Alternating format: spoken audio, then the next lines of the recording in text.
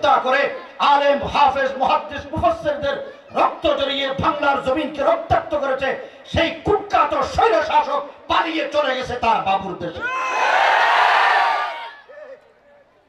যাওয়ার এমন বিচার আল্লাহ করে, যাওয়ার সময় নিজের পরনের কাপড় ছাড়া আর কিছু নিয়ে যেতে পারে নাই। শুনলাম সেনাবাহিনীর কাছে আকুতি মিনতি করছে, আমি একটু কিছু খেয়ে যাই, বলে যে খাওয়ার টাইমও নাই, এমনি চলো। বিচার কার? আছে না নাই? আল্লাহ আছে না নাই? এই জন্য যত দমক টমক দাও কোনো লাভ নাই। মুসা আলাইহিস সালাতু ওয়াস সালামকে মারার জন্য ফেরাউন জল্লাদ বাহিনী ঠিক করেছে। ফেরাউনের ভয় কি? বনি ইসরাইলের কোন মায়ের গর্ভ থেকে যদি কোন সন্তান জন্ম লাভ করে তাহলে ফেরাউনের তখ্ত খতম হয়ে যাবে। আর আমাদের দেশের এই নব্য লেডি ফেরাউন এবং ফেরাউনের বাহিনীর ভয় ছিল উলামা ইকরাম যেইভাবে মসজিদ মাদ্রাসা হচ্ছে, যেইভাবে মুসলমানের ছেলেমেয়েরা মাদ্রাসায় দিচ্ছে, হাফেজে কোরআন হচ্ছে, আলেম হচ্ছে, মুহাদ্দিস মুফাসসির হচ্ছে, তাবলীগের দাওয়াত যেভাবে চলছে, এইভাবে যদি আলেমরা বাড়তে থাকে তাহলে এই ফেরাউনদের ক্ষমতার তখ্ত উল্টে যাবে। এই ভয়ে দীর্ঘ 16 বছর এই দেশের হাজার হাজার আলেমদেরকে মিথ্যা ষড়যন্ত্রমূলক মামলা দিয়ে জেলে নির্যাতন করেছে, হত্যা করেছে, গণহত্যা চালিয়েছে। আল্লাহ বলে তোমার ক্ষমতার তখ্ত আমি কেমনে উল্টাবো? ফেরাউনের দিকে তাকাও। ফেরাউনকে মারার জন্য দুনিয়াতে আল্লাহ কোনো বাহিনী পাঠায় নাই, পানির ভিতরে ডুবাইয়া মারি বলছে। নমরুদকে মারছে আল্লাহ কি দিয়া? ল্যাংরা মশা দিয়ে। ল্যাংরা। আব্রাহা বাহিনীকে ধ্বংস করছে কি দিয়া? পাখি দিয়া। আর এই লেডি ফেরাউনকে আল্লাহ ক্ষমতা চ্যুত করেছে বেগুনা মাসুম কিছু কতগুলো বাচ্চা দিয়ে। ঠিক না বেঠিক? সুতরাং জুলুম করবা না। আল্লাহ বলেন আমি জুলুম করাকে আমার জন্য হারাম করেছি, তোমাদের জন্য হারাম করেছি। ফেরাউন মুসা আলাইহিস সালাতু ওয়াস সালামকে মেরে ফেলবে। দেখেন আল্লাহর কি কারিশমা। এই সময়ে যখন ফেরাউন বাহিনী মোতায়েন করলো, চতুর্দিকে গোয়েন্দা সংস্থা, র্যাব, পুলিশ, বিজিবি, ফেরাউনের যত বাহিনী ছিল সবগুলো মোতায়েন করা হয়েছে। এরপরে মুস্তাকিল কিছু জল্লাদ বাহিনী ঠিক করা হয়েছে। তারা বনি ইসরাইলের মেয়েদের ঘরে ঘরে যেত। আপনারা বলেন তো, মায়ের গর্ভে যখন বাচ্চা আসে তখন পেট বড় হয় না ছোট থাকে? বড় হয়। কিন্তু আল্লাহ পাকের কুদরত মুসা আলাইহিস সালাতু ওয়াস সালামকে দুনিয়াতে আনবেন, এই জন্য মুসা আলাইহিস সালামের মায়ের পেট বড় হয় না। পেট যখন বড় হয় নাই তো গোয়েন্দা সংস্থা দেখছে যে মুসার মার পেটে কি নাই? বাচ্চা নাই। কিন্তু আল্লাহ রাব্বুল আলামিনের ইচ্ছা হলো ওই পেটের ভিতরে দুনিয়াতে মুসাকে আনবেন। এই জমানায় যেরকম আল্ট্রাসোনোগ্রাফি করলে ছেলে না মেয়ে বুঝা যায়, সেই জমানায় তো সেটা ছিল না। মুসা আলাইহিস সালাতু ওয়াস সালামের মা যখন দুনিয়াতে সন্তান প্রসব করলেন, দেখলেন যে ছেলে। মুসা আলাইহিস সালামের মায়ের বুকে পানি নাই, রূহ শুকাই গেছে। বলেন যদি রাষ্ট্রের বাহিনী সরকার যদি অর্ডার করে বনি ইসরাইলের করে কোন সন্তান হলে তাকে কতল করা হবে, তো যেই মায়ের পেটে সন্তান ভূমিষ্ঠ হয়েছে সেই মা কি গুম থাকবে? ভয় বেশি না কম? একদিকে মুসা আলাইহিস সালামের মার ভয়ে অস্থির, আর একদিকে আল্লাহ পাক মুসা আলাইহিস সালামের মায়ের পেট থেকে সন্তানের ভূমিষ্ঠ করাইলেন। মুসা আলাইহিস সালামের মা যখন বেশি পেরেশান, আল্লাহ মুসার মাকে বললেন তোমার সন্তানকে আমি তো দিয়েছি, সুতরাং তুমি এই সন্তানকে বাক্সে ভরো, এই বাক্সটা নদীতে ফেলে দাও, বাসাই দাও। মুসা আলাইহিস সালামের মা সন্তানকে বাক্সে ভরে নদীতে বাসাইয়ে দিয়েছে। নদীকে আল্লাহ হুকুম দিলেন, হে নদী তুমি এই বাক্সকে বাসাই রাখবা, ডুবাইবা না, এবং ফেরাউনের গাড়ে গিয়ে বিরাইবা। বুঝেন তো? মুসা আলাইহিস সালামের মার রুতে পানি আছে আর?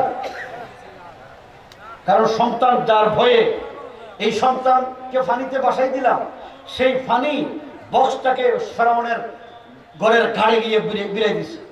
আপনাদের এলাকায় গার্ড নিকট, আমাদের চিটাঙে যেখানে মানুষ উঠানামা করে নৌকা, এটাকে গার্ড বলে, এই গাড়ে বিলে দিছে।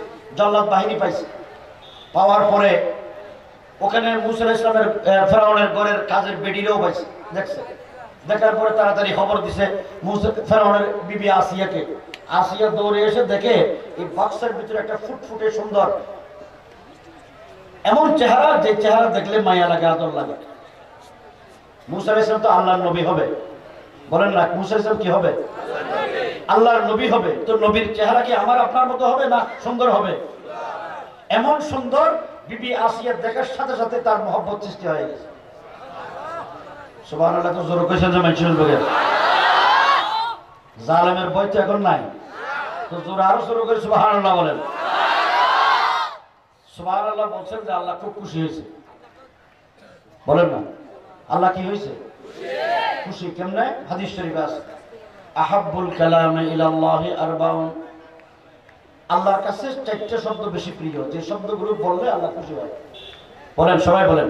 1 নাম্বার সুবহানাল্লাহ, 2 নাম্বার আলহামদুলিল্লাহ, 3 নাম্বার লা ইলাহা ইল্লাল্লাহ, 4 নাম্বার আল্লাহু আকবার। আবার বলেন সুবহানাল্লাহ আলহামদুলিল্লাহ ওয়ালা ইলাহা ইল্লাল্লাহ আল্লাহু আকবার। এটা জানেন তো সবাই? এই 4টা শব্দ আল্লাহর কাছে বেশি প্রিয়। বলেন এই 4টা শব্দ কি? তো আল্লাহ যে শব্দগুলো শুনলে খুশি হয়, এটা আমরা উচ্চারণ করব না পড়ব না? আরেকটা আছে হাদিস শরীফে, আরেকটা ফজিলত আছে। আমাদের আম্মাজান আয়েশা রাদিয়াল্লাহু তাআলা আনহাকে আমাদের প্রিয় নবী সাল্লাল্লাহু আলাইহি ওয়াসাল্লাম ওসিয়ত করেছেন, হে আয়েশা, তুমি যখন রাতে ঘুমাবে, ঘুমের সময় একটা মকবুল উমরা হজ করলে যে সওয়াব, সেই সওয়াব নিয়ে ঘুমাবে। হযরত আম্মাজান আয়েশা জিজ্ঞেস করলেন, ইয়া রাসূলুল্লাহ, ঘুমের আগে মক্কা কেমনে যাব, উমরা কেমনে করব? বাইতুল্লাহ জিয়ারত করলে না উমরা হবে? সাফা মারওয়া সাই করলে না উমরা হবে? তাওয়াফে জিয়ারত করলে উমরা হবে? কেমনে করব? অনেক সময় লাগবে, টাকা খরচ হবে। রাসূল আকরাম সাল্লাল্লাহু আলাইহি ওয়াসাল্লাম আম্মাজান আয়েশাকে বললেন, হে আয়েশা, যে ব্যক্তি ঘুমের বিছনায় শুয়ে এই 4টা শব্দ পড়বে, আল্লাহ পাক তাকে একটা মকবুল উমরা হজের সওয়াব দান করবে। আমরা পারবো তো ইনশাআল্লাহ? তাহলে আবার পড়েন সুবহানাল্লাহ আলহামদুলিল্লাহ লা ইলাহা ইল্লাল্লাহ আল্লাহু আকবার। এই 4 দোয়া পড়লে কি লাভ? একটা মকবুল উমরা হজের সওয়াব পাওয়া যাবে। স্যার বলেন তো, এই আমলটা আমরা করব তো? কারা কারা করব? শুধু আমরা করব না ঘরে গিয়ে আমাদের মা বোনদেরকে বলবো? এই দোয়া পড়তে উযু লাগবে না, কষ্ট আছে? এই 4টা শব্দ উচ্চারণ করলে সর্বোচ্চ 10 সেকেন্ড লাগবে। কয় সেকেন্ড? 10 সেকেন্ড করে ব্যয় করে আমরা একটা উমরা, মকবুল উমরা হজের সওয়াব আমাদের প্রয়োজন আছে না নাই? করব তো ইনশাআল্লাহ? এরপরে রাসূল আকরাম সাল্লাল্লাহু আলাইহি ওয়াসাল্লাম আম্মাজান আয়েশাকে আরেকটা ওসিয়ত করেছেন, হে আয়েশা, তুমি যখন ঘুমাবে 1 খতম কোরআন শরীফ তেলাওয়াত করলে যে সওয়াব, সেই সওয়াব নিয়ে ঘুমাবে। এই হাদিসের অংশ। আম্মাজান আয়েশা রাদিয়াল্লাহু তাআলা আনহা রাসূল আকরাম সাল্লাল্লাহু আলাইহি ওয়াসাল্লাম কে বললেন, ইয়া রাসূলুল্লাহ, ঘুমের আগে 1 খতম কোরআন শরীফ কিভাবে তেলাওয়াত করব? আল্লাহর হাবিব সাইয়্যিদুল আম্বিয়া তাজদার মদিনা হাবিবে কিবরিয়া হযরত মুহাম্মদুর রাসূলুল্লাহ সাল্লাল্লাহু আলাইহি ওয়াসাল্লাম আয়েশাকে বললেন, হে আয়েশা, যে ব্যক্তি ঘুমের আগে 3 বার সূরা ইখলাস পড়বে, আল্লাহ পাক তার আমলনামায় 1 খতম কোরআন শরীফ তেলাওয়াত করলে যে সওয়াব, সেই সওয়াব দান করবেন। সুবহানাল্লাহ। 3 বার সূরা ইখলাস মনে থাকবে নি? কুল হুয়াল্লাহ শরীফ জানি তো সবাই? এই 3 বার সূরা ইখলাস যদি বিছনায় শুয়ে পড়ে 1 খতম কোরআন শরীফ তেলাওয়াত করলে যে সওয়াব, সেই সওয়াব আল্লাহ দান করবেন। বলেন এই আমল আমরা করতে পারবো তো? কষ্ট হবে? এই আমল করতে 3 বার সূরা ইখলাস পড়তে সর্বোচ্চ 30 সেকেন্ড লাগবে। তো 30 সেকেন্ড আমরা ব্যয় করতে পারবো না? আগে 10 সেকেন্ড, এখন 30 সেকেন্ড, 40 সেকেন্ড ব্যয় করলে এক খতম কোরআন শরীফ তেলাওয়াত করলে যে সওয়াব, সেই সওয়াব পাওয়া যাবে। আর একটা মকবুল উমরা হজের সওয়াব পাওয়া যাবে। আজ থেকে এই আমল আমরা করবো তো ইনশাআল্লাহ। আল্লাহ পাক আমাদের সবাইকে আমল করার তৌফিক দান করুন। যে কথা বলতে চেয়েছিলাম, ফেরাউনের স্ত্রী আসিয়ার মহব্বত লেগেছে মুসা আলাইহিস সালামের। মহব্বতের কারণে যখন জল্লাদরা কেটে ফেলার উদ্যোগ নিলেন, আসিয়া বললে, হে জল্লাদ বাহিনী থামো, তোমরা যার হুকুমে এই মাসুম বেগুনা শিশু বাচ্চাকে মারবে, এই বাচ্চাটা প্রতি আমার মহব্বত সৃষ্টি হয়েছে, আমি তাকে খুব মহব্বত করি। জল্লাদ বাহিনী বলে, আপনার স্বামী এই দেশের রাজার হুকুম হলো তাকে কতল করে দাও। আসিয়া বলে, তাকে কতল করার আগে আমি যদি আমার স্বামীর কাছ থেকে অনুমতি নিয়ে তারা রাখতে পারি, তোমাদের কোনো অসুবিধা আছে? দেখেন আল্লাহ কেমনে বাঁচায়, রাখে আল্লাহ, মারে কে? মুসার ঘরে, ফেরাউনের ঘরে মুসা আলাইহিস সালাম বিবি আসিয়া ফেরাউনের কাছে গিয়ে বললেন, হে স্বামী, তুমি তো সবসময় তোমার কাজ করো, আমার কোনো কথা রাখো না।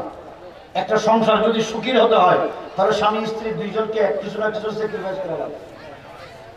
এই ছেলেটা খুব আমার মায়া লাগছে, আদর লাগছে, এই জন্য তাকে আমি লালন পালন করে বড় করব। ফেরাউন বলে যে এটা তো আমার দুশমন হতে পারে।